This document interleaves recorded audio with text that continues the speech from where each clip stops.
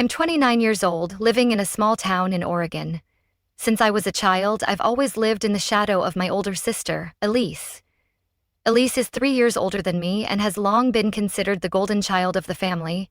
In my parents' eyes, she's the perfect role model, beautiful, accomplished, and always the one who knows how to make people admire her. Her radiant smile and effortless charm filled every room, leaving me, Sophie, feeling like a faded photograph in comparison. And me, Sophie, the dull little sister who was always compared and never quite good enough. The relationship between Elise and me has never been smooth.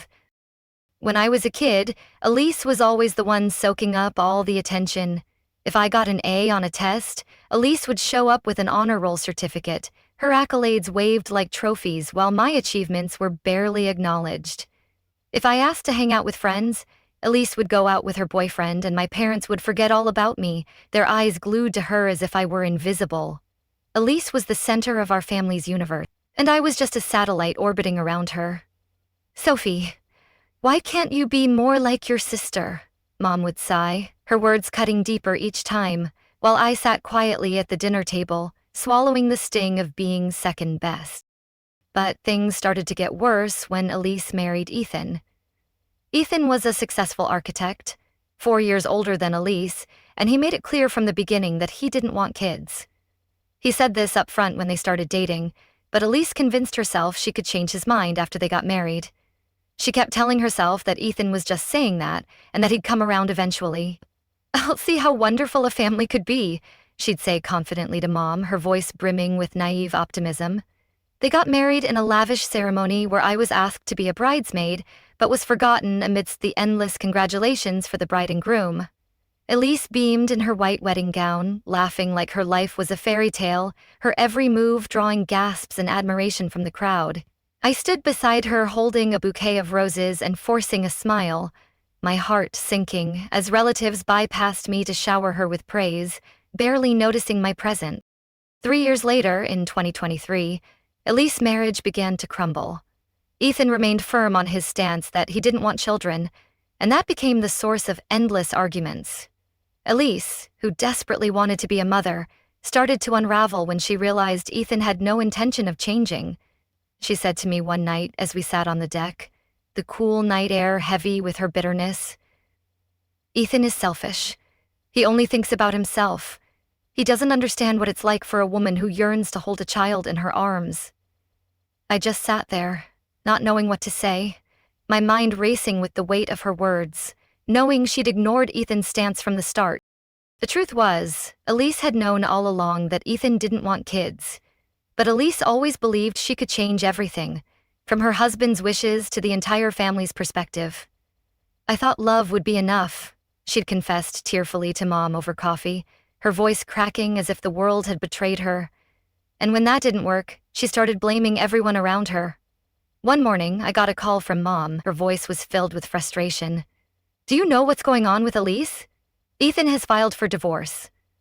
I closed my eyes and took a deep breath, the familiar weight of Elise's chaos settling over me like a storm cloud. Elise always put herself in these dramatic situations of her own making. She wanted a child at all costs, but Ethan refused. And now the entire family was blaming Ethan for not giving Elise what she wanted. Mom wouldn't stop complaining. "Elise is falling apart. Her whole world is collapsing.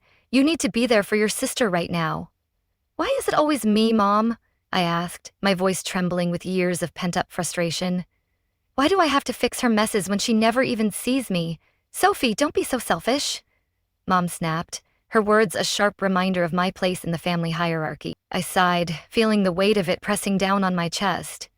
Why did I always have to clean up Elise's messes?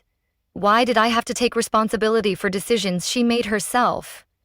After I hung up, I looked in the mirror. My tired eyes stared back at me, and my dry lips were pressed into a thin line. I couldn't help but ask myself, this time, do I really have the strength to be Elise's lifeline again? The reflection offered no answers, only the weary face of a woman tired of being overshadowed. When I announced that Daniel and I would be getting married in June 2024, Elise's first reaction wasn't to congratulate me. Instead, she raised an eyebrow, her lips pressed tight, and looked at me as if I had just stabbed her in the back. "Really?" June? Elise sneered, but her eyes were as cold as ice, her gaze piercing through me like an accusation. You know that's the month Ethan and I officially got divorced? How wonderful.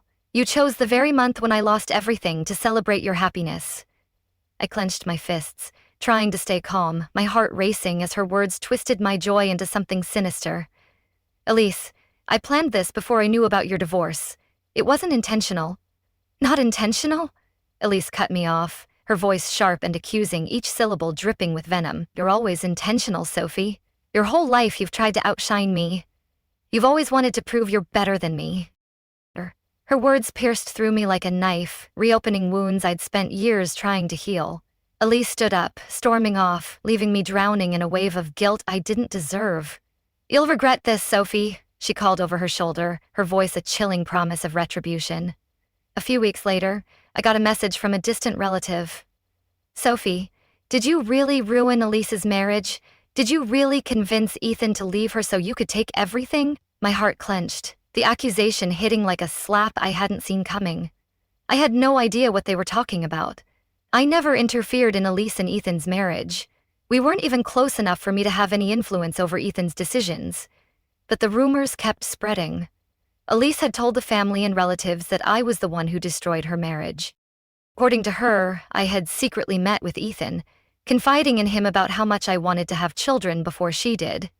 She even fabricated a story that I mocked her for not being able to keep her husband, claiming that I whispered things to Ethan that made him so miserable that he decided to leave her. One afternoon, while I was trying on wedding veils at a boutique, Mom walked in, her eyes red and puffy. What did you do, Sophie? Did you really interfere in your sister's marriage? Her voice trembled with a mix of anger and despair, her hands wringing as if she could squeeze the truth out of the air. I turned around to face her, shocked. Mom, I didn't do anything. I never talked to Ethan about their marriage. I avoided mentioning the divorce entirely because I didn't want Elise to think I was mocking her. Mom sighed, her hands trembling as she placed them on my shoulders. Elise said you emailed Ethan, encouraging him to leave her so he could be free. She said you bragged about how you'd be married and have kids before she ever could. Sophie, how could you do such a thing? I felt the ground beneath me give way, my breath catching as the weight of Elise's lies crushed me. Mom, I never emailed Ethan. I don't even have his contact information. I've always tried to stay out of that divorce. I don't understand why Elise is lying like this. Mom closed her eyes, letting out a heavy sigh, as if trying to keep herself from breaking down. Elise is hurting, Sophie. You have to understand she's lost everything. She has no one left. You need to have compassion for your sister. Compassion? I snapped, my voice shaking with rage. Where was Elise's compassion when she spread lies about me? When she made everyone believe I'm the villain? I was supposed to have compassion for Elise while she was turning me into the villain in front of the whole family. Why did everyone always demand that I understand Elise? That I should be the one to sacrifice and step aside? I decided to confront Elise. I drove to her apartment, where the same flimsy curtains I once helped her pick out still hung in the windows, their faded fabric a reminder of the bond we'd lost.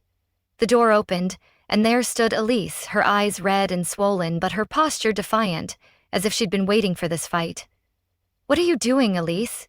You're telling everyone that I ruined your marriage. Do you really think I would do that? Elise crossed her arms over her chest, her lips curving into a bitter smirk.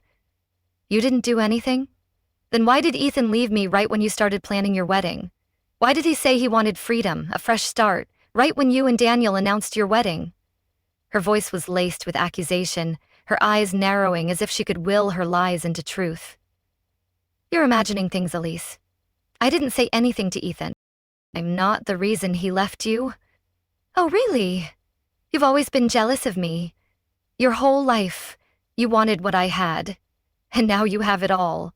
The wedding, the love, the happiness, and I've lost everything. Her words were a venomous outburst, her hands trembling with rage. You're lying to yourself, Elise. Ethan left because he didn't want kids. You knew that before you married him. Don't blame me for your bad decisions. Elise let out a cold laugh, her eyes icy. You'll pay for this, Sophie. You'll see everything you have slip away just like I did. Her threat hung in the air like a dark cloud, chilling me to the core. I turned away, feeling like each step I took was crushing the remnants of a sisterhood that once existed. I knew this battle had just begun. Elise wasn't just trying to ruin my wedding. She wanted to destroy my entire life. One December afternoon in 2023, while I was going over the guest list with Daniel, my phone rang. Mom's name flashed on the screen. I took a deep breath and answered. "Sophie, we need to talk." Mom's voice was cold and stern, like a judge delivering a verdict. "Can you put everything on hold?" I frowned. "Put what on hold?" "The wedding. I think you should postpone it," Mom said, each word like a knife stabbing into my heart. I stood there, frozen. "Postpone the wedding? Why?" "For Elise," Mom said quickly, her tone sharp with urgency. "She's falling apart. She just lost her husband and now her little sister is throwing a wedding. It's like rubbing salt in her wound. Have you thought about how Elise feels, Sophie?" "Why should I always think about Elise?" I shot back, my voice trembling with frustration. "She's not the only one hurting, Mom. This is my life, my happiness." "Don't say such cruel things," Mom snapped, her words cutting deeper than ever. "Elise is in pain. She's been through so much. Can't you wait a few months until things settle down?" "Mom." I closed my eyes, trying to keep the anger from boiling over. "Daniel and I have already put down deposits, sent out invitations, everything is ready. I can't just cancel it because Elise doesn't want to see her sister happy." "You're so selfish, Sophie," Mom sighed, her disappointment a heavy weight on my shoulders. "This family raised you, loved you, and now when your sister needs you the most, you're only thinking of yourself." I stayed silent, every word caught in my throat. In that moment, I realized I would never win against Elise. No matter how wrong she was, no matter how much she destroyed, she would always be Mom's favorite. The call ended in cold, bitter silence. I put the phone down and looked at Daniel, who was sitting beside me, his eyes full of concern. "Are you okay?" he asked, his dark eyes searching mine as if he could pull me out of this pit of despair. "I'm fine," I said, but my voice cracked, betraying the storm inside. But inside, I was shattering, piece by piece. In the days that followed, I tried to reach out to Mom, Dad, and even Elise, but no one answered. Every call fell into a void of silence until, one afternoon, when I came home to find an envelope sitting on the table. The sender's name was Mom. Inside was a handwritten letter, her shaky handwriting slanted as if she had written it in a state of distress. "Sophie, I've thought long and hard. Dad and I have decided not to attend your wedding. Not because we don't love you, but because we can't stand to see Elise hurt and falling apart any further. You know she's lost everything, and you're living the life she always dreamed of. I hope you understand. Don't hold it against me." The trembling words cut through me like a knife. My heart pounded in my chest. My parents, the very people who should have been standing beside me on the happiest day of my life, had chosen not to come. All because of Elise. "They're choosing her again," I whispered to Daniel, my voice barely audible as tears welled up. "After everything, they're still choosing her." Daniel pulled me into his arms. "You don't need them, Sophie. You have me, and we'll make this day ours." The wedding day approached, each hour dragging by like sand falling through a heavy, suffocating hourglass. I forced myself to keep it together, to stay strong for Daniel and for the friends who had shown up. But inside, I was crumbling. When the wedding day finally arrived, on June 15th, 2024, I slipped into my ivory gown, the delicate lace hugging my body. My face was perfectly made up, but my eyes were empty, haunted by the absence of the family I'd once dreamed would celebrate with me. As I walked into the reception hall, the chandeliers cast a soft glow over the beautifully decorated tables. Daniel's friends filled one side of the room, his family seated with smiles and warm embraces. But on my side, only a few distant relatives showed up. The rows of empty chairs stood like silent witnesses to my parents' absence, each one a stark reminder of the betrayal that cut deeper than any words. I forced a smile as I walked down the aisle, my hand gripping Daniel's tightly. He looked at me, his eyes full of love, but all I could feel was the emptiness swelling inside my chest. When the officiant asked, "Who will give this bride away to the groom?" Silence. A heavy, suffocating silence. I looked around, searching for my parents' faces, but all I saw were empty chairs, unfamiliar eyes, and forced polite smiles. Daniel squeezed my hand, then nodded to his best friend, Miles. Miles stepped forward, placed his hand on my shoulder, and said loudly, "I will stand for Sophie." His voice was steady, but I could see the sympathy in his eyes, a silent acknowledgement of the family that had abandoned me. A single tear slid down my cheek, soaking into the pristine white fabric of my gown. In that moment, I realized that family isn't always about blood. Family is about the ones who stay, not the ones who walk away when you need them most. 3 years after the wedding, in 2027, life with Daniel has finally found its rhythm. We moved to a small but cozy house in the suburbs of Portland, the quiet streets lined with blooming cherry trees that offered a stark contrast to the turmoil of my past.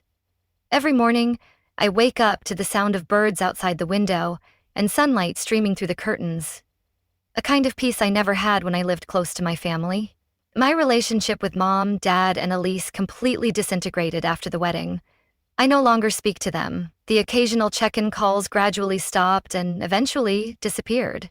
"You don't need their approval to be happy," Daniel would remind me gently, his words a balm to the new life, a new family, and a new sense of self. Daniel remains my steadfast rock. He never brings up my family, never asks if I want to reconnect. He just listens as I recount the pain of being abandoned on my wedding day and holds my hand tight whenever I can't hold back the tears. And then, the good news came. I found out I was pregnant after months of waiting in January 2027.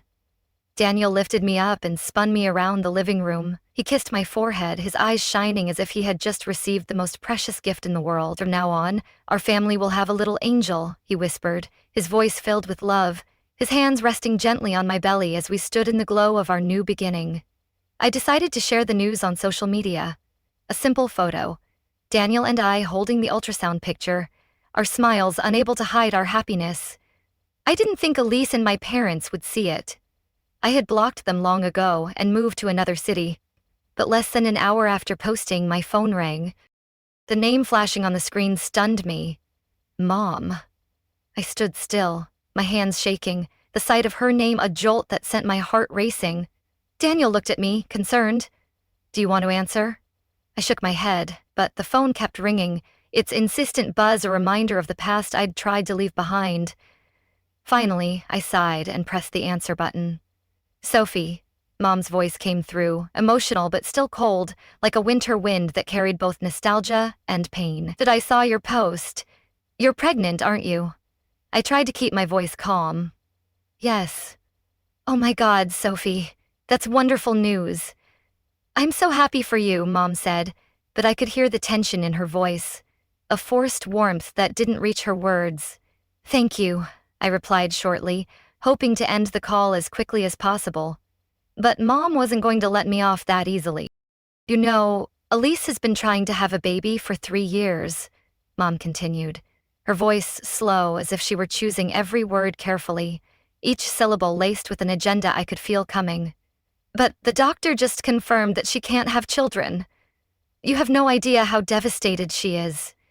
I closed my eyes, the familiar guilt creeping in despite my resolve. Why should I care? Elise had ruined my wedding, turned me into a villain in the eyes of the whole family. Why should I be concerned about her now? "Sophie," Mom said, her voice suddenly soft, almost pleading. "She's in so much pain. Have you thought about letting Elise be part of your baby's life? Like a second mother? Maybe it would help her feel like she still has a family." My eyes shot open, unable to believe what I'd just heard, the audacity of her request hitting like a punch to the gut. "What do you mean? You and Elise are still sisters. This baby is Elise's niece or nephew, too. She needs to feel like she still has a role in this family. Let her be involved, help with the baby. It would make her feel less alone."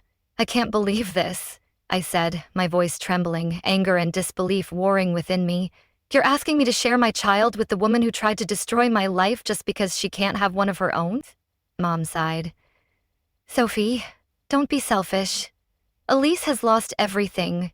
At least you still have your husband, your family. You can't just leave your sister out in the cold like this." I've been left out in the cold my entire life, I snapped, my voice rising as years of resentment poured out. Do you remember my wedding day? Do you remember how you and Dad abandoned me just because Elise felt hurt? Do you remember how she spread rumors that I ruined her marriage? And now you want me to let Elise play second mother to my child? No way. Sophie, you don't understand what Elise has been through. No, Mom, you don't understand. I've been through enough. I hung up, my hands shaking, the phone slipping from my fingers as I fought to steady my breathing. Daniel came over and wrapped his arms around me. You did the right thing, he whispered, his embrace a shield against the pain. You don't owe them anything. I nodded, but my heart was pounding. I had said what I needed to say, but I knew Elise and Mom wouldn't let it go that easily, their manipulative grip still lurking in the shadows. 3 months after the tense phone call with Mom in April 2027, Daniel and I decided to go out for dinner at a small bistro near our home, the warm glow of the restaurant a brief escape from the turmoil. We were enjoying the peaceful moments, his hand gently resting on my belly as a reminder of the little angel growing inside me. Do you want anything else to eat? Daniel asked, his warm smile making me feel safe, his eyes sparkling with the quiet joy of our shared future. As long as you're here, I have everything I need, I said, leaning my head against his shoulder, feeling more secure than ever. At that moment, a familiar voice called out from behind. Sophie, is that really you? I turned around and froze, my heart skipping a beat as the past crashed into the present. Brian, Elise's ex-husband, was standing in front of me. He looked different, his hair shorter, his appearance more rugged and worn out, the lines on his face telling a story of battles fought and lost. Ryan, I said awkwardly, my voice catching as memories flooded back. It's been a while. Daniel reached out his hand to shake Ryan's, his eyes cautious. Hey there. Ryan nodded, forcing a smile. Mind if I sit down? Glanced at Daniel, who gave a slight nod, his jaw tightening as he sensed the tension. Ryan pulled out a chair and sat down, his eyes holding a hint of sadness. I heard you're pregnant, Ryan said, his tone gentle but with an edge of something deeper. His gaze flickering to my belly with a mix of curiosity and pain. I answered, keeping my tone neutral, my guard up as I braced for what might come next. And you? How have you been? Ryan let out a bitter laugh, his eyes darkening.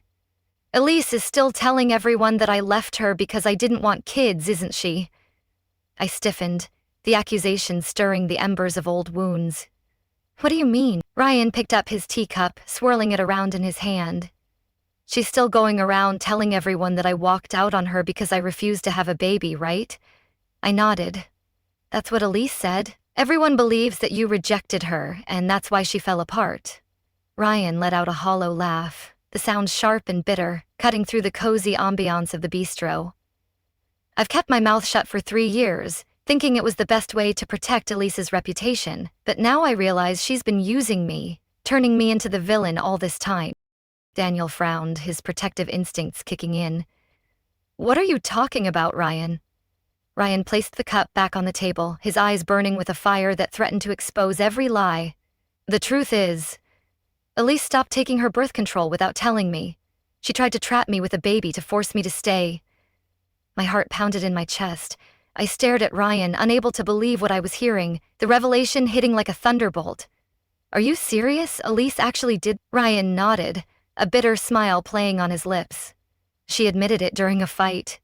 She said that if I wouldn't agree to have a child, she'd make the decision herself. Elise had been off birth control for 6 months, hoping to get pregnant without my knowledge. Daniel tightened his grip on my hand. And then what happened? Then I found out the truth, Ryan said, his voice shaking, his hands clenching as if reliving the betrayal. One day, I saw her birth control prescription in the trash. I knew it wasn't a new prescription. She had stopped taking it long ago and kept it a secret. When I confronted her, Elise didn't even apologize. She laughed, called me a coward, and said I was too scared to be a father. Ryan took a deep breath, his jaw clenched. That's when I decided to file for divorce. Not because I didn't want kids, but because I couldn't stay with a woman who would lie and manipulate me using a child that didn't even exist.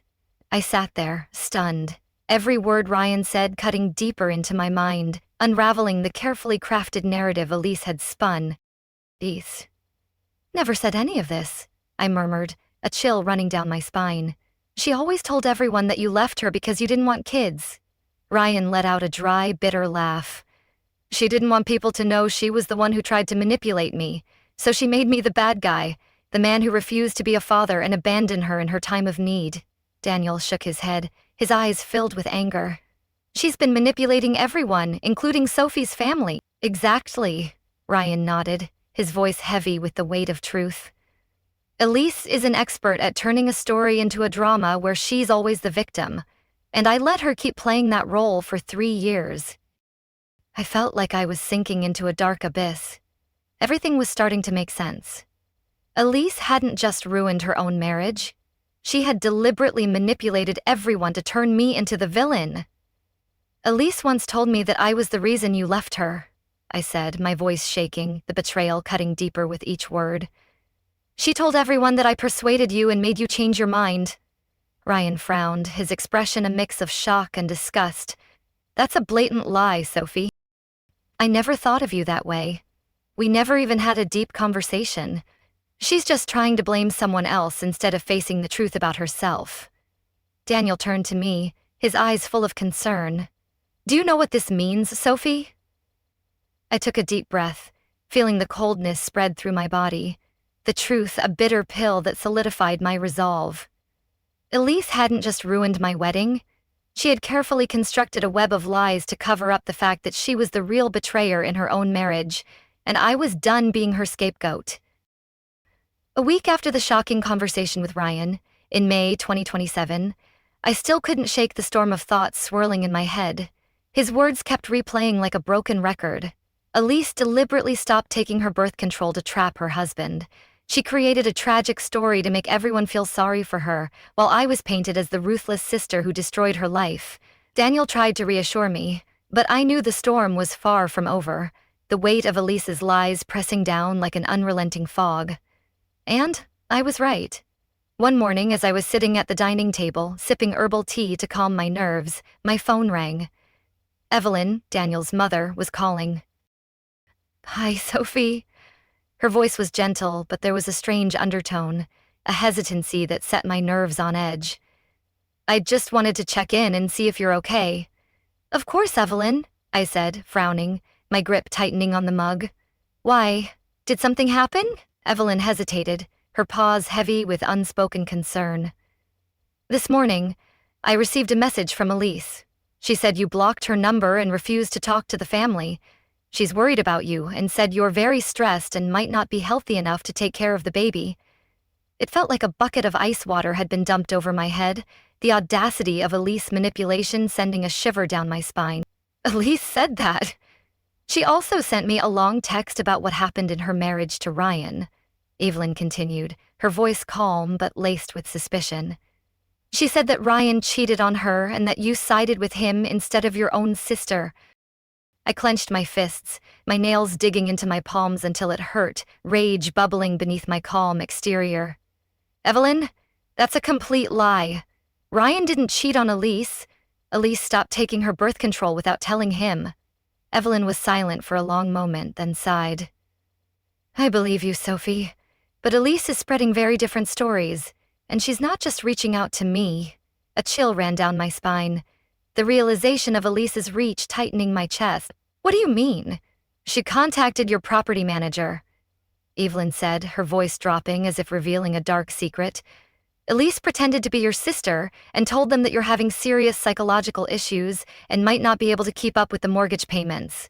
She claimed you're mismanaging Daniel's money and might need a guardian. My breath caught in my throat, the betrayal sinking in like a stone. Was Elise really trying to make me look like someone unstable, untrustworthy, and incapable of taking care of myself? As soon as I hung up the call, a message from my property manager popped up on the screen. Sophie, I just got a call from Elise. She said you're having financial problems and might not be able to pay the mortgage. I just wanted to confirm with you. Is everything okay? I threw the phone onto the table, my heart pounding, the walls of my carefully built life seeming to close in. Elise was deliberately trying to destroy everything I had built. She wanted to turn me into a mentally unstable, unreliable mess who couldn't handle her own life. "Daniel," I called out, my voice breaking as panic set in. He rushed into the room, his eyes filled with worry. "What's wrong, Sophie? Elise contacted the property manager and your mom. She's telling them that I'm losing control, that I'm unstable and can't take care of the baby." Daniel came over and gripped my shoulders firmly. "You won't let her destroy you again. I'm calling my mom and the property manager right now." "That's not all," I said, my voice trembling, tears threatening to spill. "Elise also told your mom that Ryan cheated on her and that I sided with him. She's trying to make me look like the reason her marriage fell apart." Daniel clenched his jaw, his eyes blazing with protective fury. "She won't stop until you lose everything. You have to do something, Sophie. You can't stay silent anymore." Daniel pulled out his phone and immediately called Evelyn to set the record straight. He explained everything, what Ryan had revealed, Elise's lies, and how she was trying to ruin my reputation. "She's not getting away with this," he said firmly to Evelyn, his voice steady despite the anger simmering beneath. While Daniel was talking, I sank down onto the chair, exhaustion washing over me. Ever since I got pregnant, I'd been trying to avoid stress for the baby's sake, but now, Elise was dragging me into her chaos, determined to pull me down with her, her relentless vendetta a shadow I couldn't escape. After Daniel hung up, he turned back to me, his expression serious. "My mom believes you, but you need to act fast. If Elise is pretending to be you and contacting the property manager, who knows what else she might try. You need to protect yourself and the baby." I took a deep breath, the fire of determination reigniting within me. Daniel was right. Elise had crossed every line, and I couldn't stay silent any longer. "I'm contacting a lawyer," I said firmly, my voice steady for the first time in days. "I'm sending a legal warning to Elise and my parents. If they keep interfering in my life, I won't hesitate to take legal action for harassment and defamation." Daniel squeezed my hand, his touch a grounding force. "I'm with you every step of the way, Sophie. You're not alone." I leaned my head against his shoulder, my eyes closed. But my mind was still spinning, the battle with Elise far from over. Elise was determined to make me the villain in everyone's eyes, but this time I wouldn't let her win. A week after Elise contacted my property manager and mother-in-law, in June 2027, I decided I couldn't stay silent anymore. I went to meet with a lawyer who helped Daniel and me draft a formal cease and desist letter. I sat in the lawyer's office, my hands gripping the edge of the chair so tightly that my knuckles turned white, the weight of years of manipulation fueling my resolve. Beside me, Daniel held my hand, his eyes firm and resolute. "Sophie," the lawyer said, sliding the letter across the desk, "we've covered all the bases. This letter will demand that Elise and your parents cease all harassment immediately. If they continue to contact you, your property manager, your in-laws, or anyone else, we will proceed with stronger legal action. Make sure it's airtight," I said, my voice steady but fierce, determined to end Elise's reign of terror once and for all. I nodded, signing my name on the letter without hesitation. This was the first time in my life that I was standing up to Elise and my parents. I had allowed them to manipulate me for far too long. But now, I wasn't just protecting myself. I was protecting my unborn child. After sending the warning letter, I decided to change my phone number, cutting off the last thread connecting me to their chaos. I also informed the property manager and everyone around me that if anyone claiming to be Elise or my parents tried to contact them, they were to notify me or the lawyer immediately. I wasn't giving them any more chances to meddle in my life. The sleek cameras a silent promise of protection. We set up a monitoring app on our phones to ensure that no one could approach without being seen.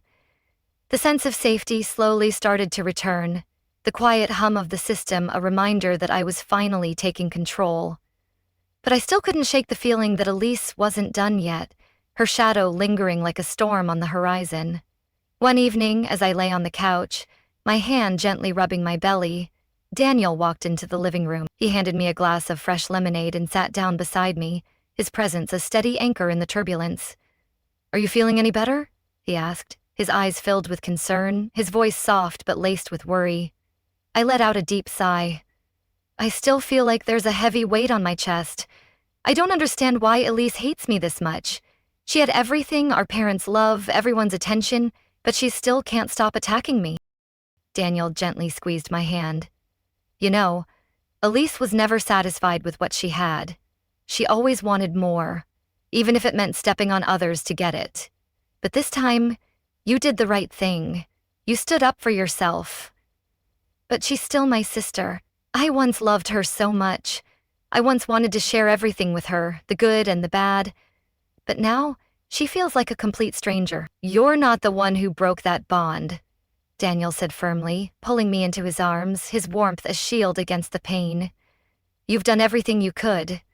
Now it's time for you to focus on your real family, me, and our soon-to-rise. I closed my eyes, listening to Daniel's steady heartbeat, its rhythm a promise of the future we were building together. For the first time in years, I felt like I had control over my own life. No more threatening calls from Elise, no more accusations from my parents. The next day, I received a message from the lawyer. Elise has responded to the cease and desist letter. The content is brief. Elise has received the letter and stated she will not contact you again. I put the phone down and leaned back in the chair, feeling as though I had finally awakened from a long, haunting nightmare. The chains of Elise manipulation finally breaking. Months later, life with Daniel in our Portland home felt like a quiet triumph. The nursery was ready for our baby boy, due October 2026, his gentle kicks a daily reminder of the peace I'd fought for. Elise and my parents faded into silence, their absence no longer a wound but a liberation. Daniel's unwavering support anchored me, his soft whispers of love drowning out past betrayals. One evening, as we sat under the starlit sky, he asked, "Are you truly happy now?" I smiled, my hand on my belly. Yes, because I chose myself and our family.